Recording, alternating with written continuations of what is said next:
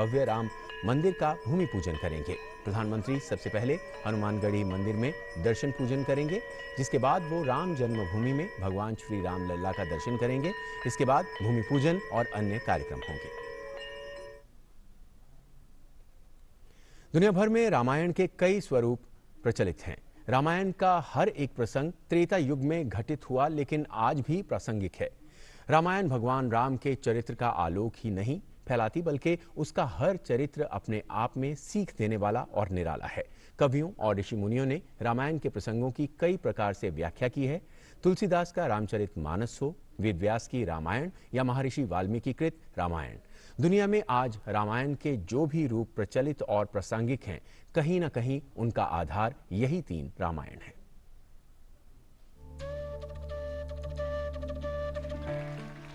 रामायण एक ऐसा महाकाव्य जिसमें भारत के आध्यात्म, सांस्कृतिक और धार्मिक जगत के शिखर मनु, मर्यादा पुरुषोत्तम भगवान राम का चरित्र वर्णन ही नहीं बल्कि जीवन का सार छिपा है। रामायण एक ऐसा प्रकाश पुंज जो सतयुग से लेकर कलयुग तक हर युग में प्रासंगिक है। रामायण भारतीय संस्कृति की अविरल गंगा, जिसकी धारा दुनिया के जिस जिस हिस्से में पहुंची, वही राम राज्य, धर्म, मानवता और ज्ञान के फूल खिल उठे। रामायण एक ऐसा प्रकाश पुंज जो त्रेता युग से लेकर कलयुग तक हर युग में प्रासंगिक है। रामायण जिसे कवियों और कथाकारों ने अद्भुत रूप में प्रस्तुत किया। प्रभु राम, जिनके बारे में कहा गया कि हरि अनंत, हरि कथा अनंता। राम को जिसने जिस रूप में भी आत्मसात किया, राम उसके मुखारबिंद से वही रस बनकर झर उठे। किसी ने लिखा कि रामायण क्या है उसका उत्तर देना कठिन है, रामायण में क्या नहीं है ये बताना और कठिन काम। जहाँ रामायण है वहाँ तो स्वयं प्रभु राम जी हैं, और जहाँ राम है वहाँ तो सारा विश्व विराजमान है। आइए कोशिश करते हैं आनंद के इस महासिंधु को थोड़ा खंगालने की और जानने की। रामायण कैसे जहाँ जहाँ पहुँची और जिस जिस के हृदय में इसका प्रकाश पुंज दीप्त हुआ, उसने कैसे कैसे इसकी व्याख्या की। वाल्मीकि रामायण। राम कथा के प्रणेता के रूप में वाल्मीकि रामायण का नाम सर्वप्रथम लिया जाता है। इस ग्रंथ की रचना माता सरस्वती की कृपा से हुई थी। वाल्मीकि जी ने इस रामायण को घटित होने से पूर्व ही काव्यबद्ध कर लिया था। इसके 1 लाख से भी ज्यादा श्लोक थे, लेकिन ब्रह्मा जी ने इसे जनमानस के लिए सरल करते हुए 24,000 श्लोकों तक सीमित कर दिया और वाल्मीकि जी को वरदान दिया कि जब तक पृथ्वी पर वन, पर्वत, सागर और नदियां रहेंगे, तब तक उनकी ये रामायण प्रचलित रहेगी। इस रामायण की रचना संस्कृत भाषा में हुई है। महर्षि वाल्मीकि ने आनंद रामायण की भी रचना की, जो राजनैतिक, धार्मिक, सांस्कृतिक, आध्यात्मिक और सामाजिक महत्व के साथ ही राम के मर्यादा पुरुषत्व की नींव को सुदृढ़ बनाती है। इसके अलावा उन्होंने अद्भुत रामायण और योग वशिष्ठ रामायण को भी रचा। इसे महारामायण, आर्य रामायण, वशिष्ठ रामायण, ज्ञान वशिष्ठ रामायण के रूप में भी जाना जाता है। संस्कृत भाषा में रचित इस रामायण में श्री राम के मानवीय चरित्र के पक्ष में विस्तृत रूप से वर्णित किया गया है। अध्यात्म रामायण। इस रामायण को रचा महाभारत के रचयिता कृष्ण द्वैपायन व्यास यानी महर्षि वेद व्यास ने। ब्रह्मांड पुराण के उत्तरखंड के अंतर्गत एक आख्यान के रूप में इसकी रचना हुई। इसकी रचना संस्कृत भाषा में की गई है। इस ग्रंथ में भगवान श्री राम को आध्यात्मिक तत्व माना गया। इसमें प्रमुख वक्ता और श्रोता भगवान ब्रह्मा, नारद और शिव पार्वती हैं। वेद व्यास ने अपने हर पुराण में रामायण का सुंदर उल्लेख किया है। वहीं पद्म पुराण में राम अश्वमेध यज्ञ की कथा ऋषि वात्स्यायन और शेषनाग के संवाद के रूप में मिलती है। नरसिंह पुराण में भी एक बहुत बड़े भाग में रामायण कथा का उल्लेख मिलता है और देवी भागवत में राम आख्यान के रूप में एक बड़ा भाग रामायण को समर्पित है। यानी वेद व्यास ने रामायण पर अद्भुत और विस्तृत कार्य किया है। कृतिवास रामायण। इस रामायण की रचना गोस्वामी तुलसीदास जी के जन्म से लगभग 100 वर्ष पूर्व हुई थी। इस रामायण की भाषा बांग्ला है। बांग्लादेश के मनीषी कवि कृतिवास द्वारा रचित इस रामायण में भी बाल कांड, अयोध्या कांड, अरण्य कांड, किष्किंधा कांड और उत्तर कांड शामिल है। रंगनाथ रामायण की रचना द्रविड़ भाषा में यानी तेलुगु में श्री मोन बुद्ध राज द्वारा देश छंदों में की गई थी। इस रामायण में युद्ध कांड के माध्यम से श्री राम को महाप्रतापी बताया गया है। महर्षि कंपन ने पाली भाषा में रामायण रची, तो वहीं कन्नड़ में रामचंद्र चरित पुराण के नाम से और आसामी भाषा में मांडवी कंडली ने इसे लिखा। वहीं प्रियंका रामायण की रचना उड़िया भाषा में आदि कवि श्री सरला दास द्वारा की गई। लेकिन सभी में सबसे ज्यादा प्रसिद्ध और भारतीय जनमानस पर असर डालने वाली रामायण रही श्री रामचरितमानस, जिसकी रचना गोस्वामी तुलसीदास के कर कमलों से संपन्न हुई थी। भक्ति भाव की स्याही में डूबी और 9 रसों से ओतप्रोत ये रचना अवधी भाषा में रचित है। इसके छंद, दोहे, सोरठे और चौपाई मंत्र मुग्ध कर देने वाले हैं। कहा जाता है कि आदिकाल में ये राम कथा भगवान शिव ने अपने मन के भीतर संजोकर रखी थी। कालांतर में तुलसीदास जी की कलम से ही रामायण के मोती जब रामचरितमानस के रूप में बिखरे तो उससे त्रिभुवन में आलोक फैल गया। शिव जी के मन से ही प्रेरित होने के कारण इसे मानस कहा गया।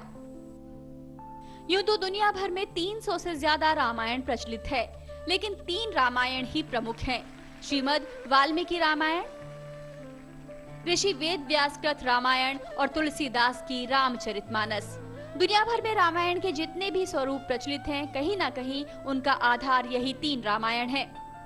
उपरोक्त रामायणों के अतिरिक्त विष्णु प्रताप रामायण, मैथिली रामायण, दिनकर रामायण, शंकर रामायण, जगमोहन रामायण, शर्मा नारायण, ताराचंद रामायण, अमर रामायण, प्रेम रामायण, कंबा रामायण, नेपाली रामायण, तिब्बती रामायण, राधे श्याम रामायण, चरित्र रामायण, कर्कविन रामायण, जावी रामायण, जानकी रामायण भी। रामायण के अनेक प्रकार हैं जो भारत में ही नहीं अपितु विदेशों में भी प्रचलित हैं। रामायण शत कोटि अपारा की भांति राम कथा के सागर में गोता लगाने वाले कवियों ने राम का जितना साक्षात्कार किया उसे अपने ग्रंथों में ढाल दिया। हरि अनंत, हरि कथा अनंता के अनुसार राम कथा के रस से परिपूर्ण ये सभी ग्रंथ अपने आप में अलौकिक और आध्यात्मिक ज्ञान से परिपूर्ण हैं। और भगवान श्री राम की नगरी अयोध्या में सांस्कृतिक विरासत और साझा संस्कृति की झलक साफ नजर आती है। अयोध्या में पूजा पाठ और अन्य सामग्री में एकता की मिसाल भी दिखती है। हमारे संवाददाता शैलेंद्र मिश्र ने राम की नगरी अयोध्या से इसी सांस्कृतिक विरासत का जायजा लिया। अयोध्या में हर जगह साझा संस्कृति दिखाई देती है। भारत के सांस्कृतिक गौरव की पुनर्स्थापना हो रही है और ऐसे में समाज के सभी वर्गों का सहयोग मिल रहा है, उत्साह है। हम जानते हैं कि तमाम पंथों के जो साधु संत हैं वो अयोध्या में इस महान मौके पर आमंत्रित किए गए हैं और यहाँ पर जो रोजमर्रा में जो काम आता है, चाहे वो आप कह सकते हैं पताका हो, जो मालाएं हो, जो फूल मालाएं हैं, इनमें सभी समाज के लोगों का योगदान रहता है। अमित है हमारे साथ दुकान पे, बताइए कि आप लोगों के पास कहाँ से आता है? ये सब बाहर से आता है, ये मुस्लिम परिवार से बनता है, ये उसी से मंगाते हैं हम लोग और यहाँ पे लाकर हम लोग बेचते हैं। ये बता रहे हैं कि किस तरह से पूजा पाठ में जो तमाम सामान है वो अलग अलग समाज के वर्गों से आता है, तो वो अपने आप में अयोध्या की सांस्कृतिक विरासत को बताने के लिए काफी है। आप देख रहे हैं यहाँ पर जो चूड़ियां हैं, ये बिक्री के लिए यहाँ पर जो दुकानदार हैं वो इसे रखते हैं। जो मालाएं हैं, जो अयोध्या में लोग आते हैं माला खरीदते हैं, वो भी आप इस वक्त यहाँ पर देख रहे होंगे। तो इस तरह के तमाम पूजा के सामान, घरों के सामान, वो ये दिखाते हैं कि अयोध्या की जो सांस्कृतिक जो विरासत है, जो साझा विरासत है, वो कितनी मजबूत है और किस तरह से सभी वर्गों का सहयोग मिलता है। कैमरामैन सुमित के साथ शैलेंद्र मिश्र, डीडी न्यूज, अयोध्या। और अयोध्या से हमारे साथ हमारे संवाददाता शैलेंद्र मिश्र अब जुड़ गए हैं। शैलेंद्र, हमने आपकी रिपोर्ट में देखा उस साझा विरासत को, साझा संस्कृति को जो अयोध्या में नजर आती है। कल के होने वाले भूमि पूजन से पहले किस तरह से तैयारियों को अंतिम रूप दिया जा रहा है और किस तरह का भक्तिमय माहौल है वहां पर, उस माहौल से हमारे दर्शकों को रूबरू कराइए।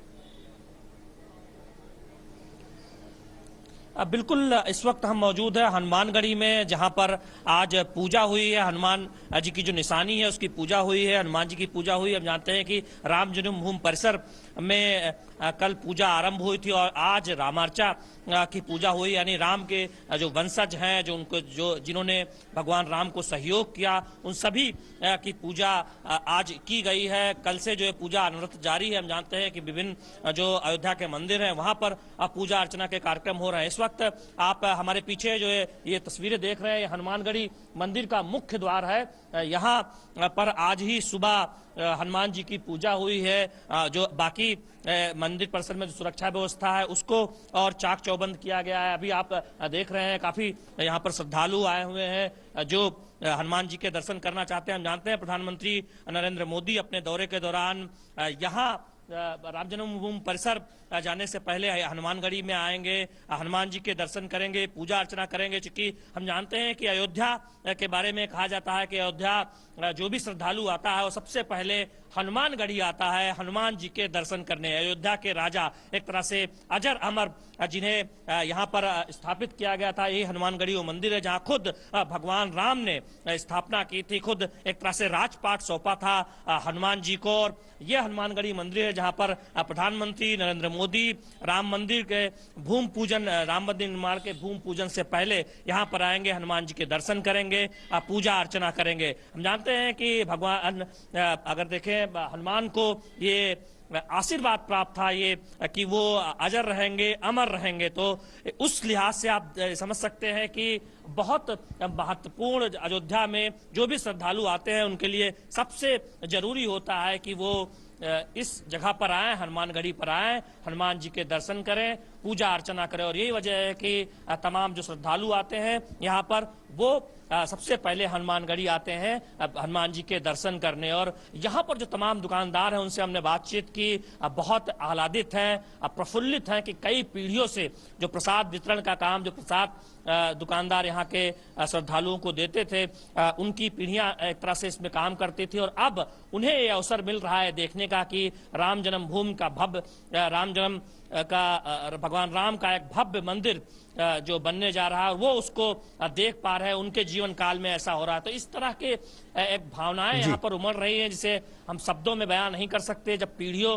का इंतजार खत्म हुआ है और जब पीढ़ियों का इंतजार खत्म होता है तो किस तरह की भावनाएं लोगों के सामने आती हैं वो हम सहज समझ सकते हैं। इस वक्त यहाँ का जो माहौल है वो राममय है, भक्तिमय है और दरअसल सभी को उस ऐतिहासिक क्षण का इंतजार है जब भूमि पूजन का कार्यक्रम होगा। और ठीक उससे पहले हमने आज देखा कि यहाँ पर हनुमानगढ़ी में पूजा अर्चना की गई हनुमान जी की। हम जानते हैं कि कल से जो पूजा है वो अनवरत जारी है राम जन्मभूमि परिसर में और वहाँ पर रामार्चा की पूजा की गई है। भगवान राम के वंशजों और भगवान राम ने जिनका सहयोग किया है उनकी पूजा की गई है। जी तेजेंद्र। जी शैलेंद्र, बहुत बहुत शुक्रिया इस पूरी जानकारी को हम तक पहुँचाने के लिए। तो भक्ति में माहौल है, राम में हो गई है पूरी अयोध्या और उसके अलावा आज शाम को एक दीपोत्सव की भी तैयारियां की जा रही हैं। इससे पहले कल भी हमने तस्वीरों में देखा था कि शानदार दृश्य लाइटिंग के अयोध्या से आए थे और आज इंतजार रहेगा आज शाम का इस दीपोत्सव का भी।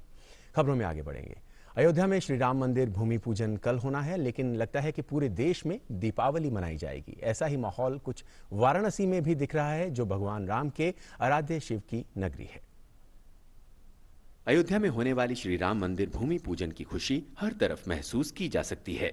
धार्मिक और सांस्कृतिक नगरी काशी तो विशेष रूप से तैयार है दीपावली मनाने के लिए। आलम यह है कि दुकानों पर दिए कम पड़ रहे हैं। कुम्हार बना नहीं पा रहे हैं उतने दिए जितने दीपावली मनाने के लिए चाहिए। बहुत दिया इस साल बिका है जितना कि दिवाली पे भी नहीं बिक पाया है, जो इस बार बिका है राम मंदिर बनने की वजह से। लोग कई संगठन भी तैयार हैं विभिन्न जगहों पर दिए जलाकर 5 अगस्त को काशी को सजाने को, जिनमें मुख्य रूप से काशी के घाट और मंदिर शामिल होंगे। ऋषि रावण मंच पूरे बनारस के अंदर 1,11,000 दिए जलाएगा। प्रमुख स्थानों पे जैसे बनारस के घाटों पे सारे दिए जलाए जाएंगे, भारत माता मंदिर में जलाया जाएगा। अयोध्या में श्री राम मंदिर भूमि पूजन की खुशी का प्रतीक बनेगा काशी का ये दीपोत्सव। अयोध्या में शिलान्यास और काशी में दिवाली, इसका कारण भी है क्योंकि यहीं के सांसद और देश के प्रधानमंत्री शिलान्यास में भागीदारी कर रहे हैं। यहाँ की जनता काशी के घाटों पर घरों में दिवाली मनाएगी, doctor Harkesh Bahadur Singh Gautam, DD news, Varanasi. Corona virus संक्रमण के खिलाफ भारत की लड़ाई और मजबूत होती दिख रही है। देश भर में कोरोना संक्रमित मरीजों के ठीक होने की दर में लगातार बढ़ोतरी जारी है। स्वास्थ्य मंत्रालय की ओर से जारी किए गए आंकड़ों के मुताबिक पिछले 24 घंटों में 44,306 मरीज और ठीक हो गए हैं। संक्रमण से ठीक होने वाले मरीजों का दर बढ़कर 66.31 पर पहुंच गया है। देश में कुल 12,30,000 से ज्यादा लोग इस महामारी को मात देकर पूरी तरह से ठीक हो चुके हैं। इसकी तुलना में सक्रिय मरीजों की संख्या घटकर आधे से भी कम कुल 5,86,298 रह गई है। इसके साथ ही कोरोना संक्रमण की वजह से होने वाली मौत के दर में सुधार देखने को मिल रहा है। कोविड-19 के खिलाफ बढ़ रही सफलता के पीछे स्वास्थ्य मंत्रालय की आक्रामक टेस्टिंग, ट्रैकिंग और ट्रीटमेंट की पॉलिसी का बड़ा हाथ रहा है। पिछले 24 घंटों में 6,61,715 सैंपल टेस्ट किए गए हैं, जबकि अब तक कुल 2,08,64,206 सैंपल देश भर में टेस्ट किए जा चुके हैं।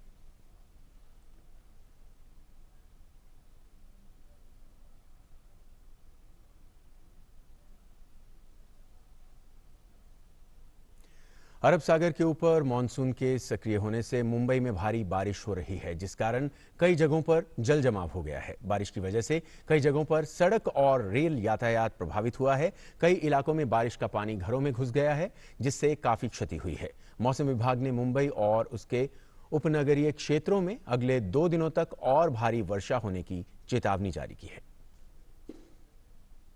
और मुंबई में भारी बारिश से वेस्टर्न एक्सप्रेस हाईवे पर भूस्खलन हो गया है। भूस्खलन के चलते एयरपोर्ट और शहर को जाने वाले हाईवे एक तरफ से बंद कर दिया गया है, साथ ही ट्रैफिक डाइवर्ट कर दिया गया है। बीएमसी ने तटीय इलाकों में अलर्ट जारी कर दिया है और साथ ही सभी एजेंसियों को सतर्क रहने को कहा गया है। इसके साथ ही हाई टाइड की भविष्यवाणी को देखते हुए तटीय इलाकों में अलर्ट जारी किया जा चुका है।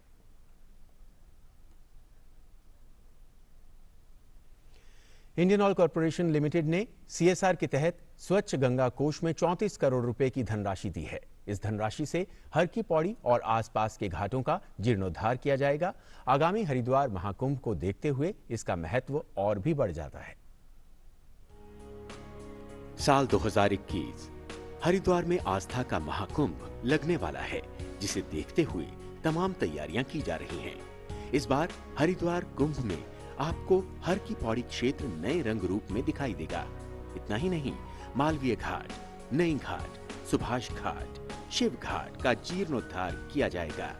प्रवेश और प्रस्थान द्वार का निर्माण, गंगा आरती दर्शन के लिए एलईडी स्क्रीन, दीवारों पर पेंटिंग्स, मनमोहक साउंड सिस्टम, घड़ी मीनार का जीर्णोद्धार, चेंजिंग रूम, रोडी बेल क्षेत्र का सौंदर्यीकरण, ड्रेनेज सिस्टम को दुरुस्त करना जैसे काम किए जाने हैं, जिनकी कुल लागत 34 करोड़ रुपए होगी।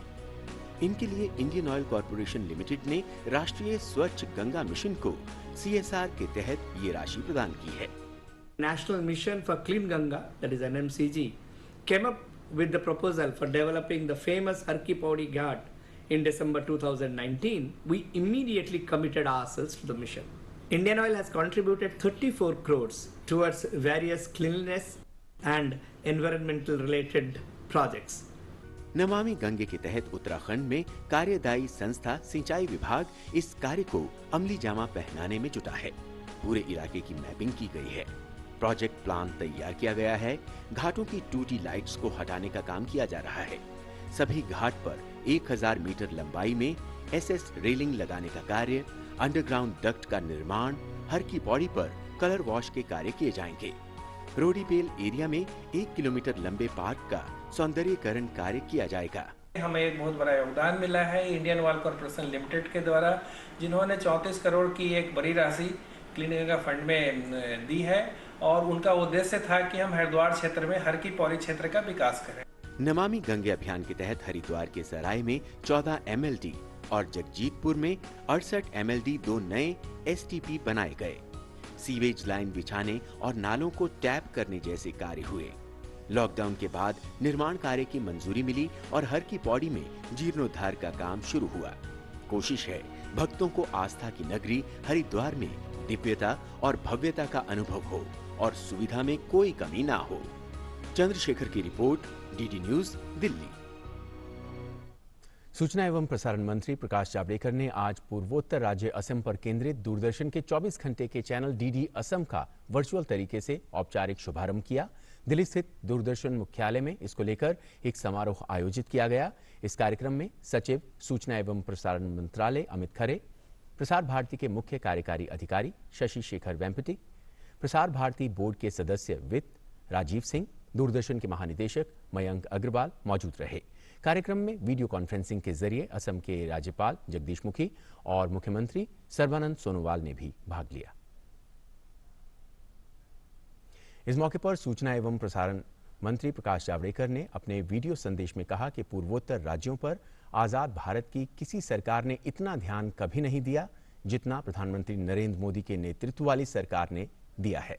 उन्होंने आश्वस्त किया कि प्रधानमंत्री मोदी के नेतृत्व में पूर्वोत्तर के विकास के साथ न्याय होगा। 24 घंटे के डीडी असम चैनल को लेकर सूचना एवं प्रसारण मंत्री ने कहा कि विविधता में एकता का संदेश देने वाले राज्य को ये एक तोहफा है।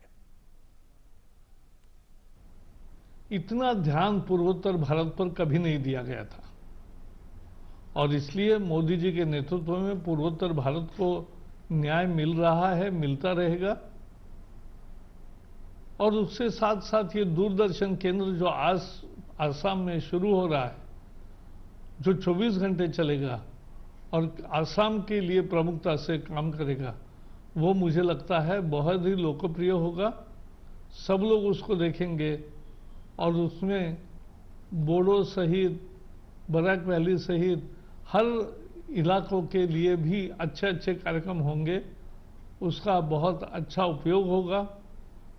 विविधता में एकता का संदेश देने वाले आसाम को ये एक नए तोहफा है। सूचना एवं प्रसारण मंत्री ने कहा कि प्रधानमंत्री मोदी का विजन है कि पूर्वोत्तर भारत का ग्रोथ इंजन बने, क्योंकि पूर्वोत्तर राज्यों के पास अपार संपदा, मेहनतकश लोग और उद्योगों के लिए जरूरी सभी सुविधाएं उपलब्ध हैं। प्रधानमंत्री नरेंद्र मोदी जी का ये विजन है कि पूर्वोत्तर भारत के लिए एक ग्रोथ इंजन बनेगा। कैसे बनेगा ग्रोथ इंजन? क्योंकि यहां अपार संपदा है प्राकृतिक, यहां बहुत मेहनती और अच्छे लोग हैं। उसके साथ साथ उद्योगों के लिए या सेवा उद्योग के लिए जो चाहिए वो सब यहां है। सूचना एवं प्रसारण सचिव अमित खरे ने भी नए चैनल का स्वागत करते हुए कहा कि डीडी असम इलाके की नई प्रतिभाओं को नया मंच प्रदान करेगा और पूरे भारत को पूर्वोत्तर के और करीब लेकर आएगा। उन्होंने कहा कि चैनल से न केवल शिक्षा के क्षेत्र में राज्य के विकास को गति मिलेगी, बल्कि क्षेत्रीय भाषा में पूरे राज्य में ऑनलाइन शिक्षा प्रदान करने की दिशा में एक मील का पत्थर साबित होगा। इस मौके पर प्रसार भारती के मुख्य कार्यकारी अधिकारी शशि शेखर वेम्पति ने कहा कि प्रसार भारती प्रधानमंत्री मोदी के एक्ट ईस्ट आह्वान को मानता है। डीडी असम के जरिए असम से फ्रेश कंटेंट मुख्य धारा के मंचों पर लाया जाएगा।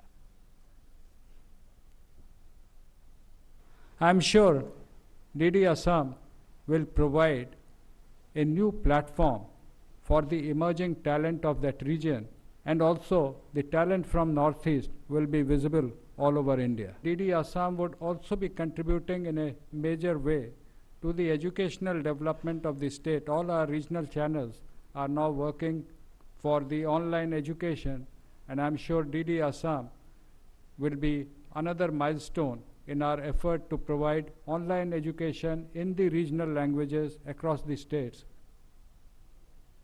I see that this fresh content initiative will not only bring the culture and the people of Northeast closer to the rest of India. The rest of India will develop a more deeper appreciation of the rich diversity, especially the environmental diversity.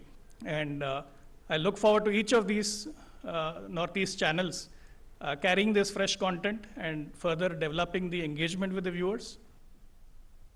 और DD Assam channel के शुभारंभ कार्यक्रम को संबोधित करते हुए दूरदर्शन के महानिदेशक मयंक अग्रवाल ने इसे एक ऐतिहासिक दिन बताया। उन्होंने कहा कि प्राकृतिक सौंदर्य से धनी राज्य असम वन्य जीव से संपन्न और समृद्ध सांस्कृतिक विरासत से भरपूर राज्य है।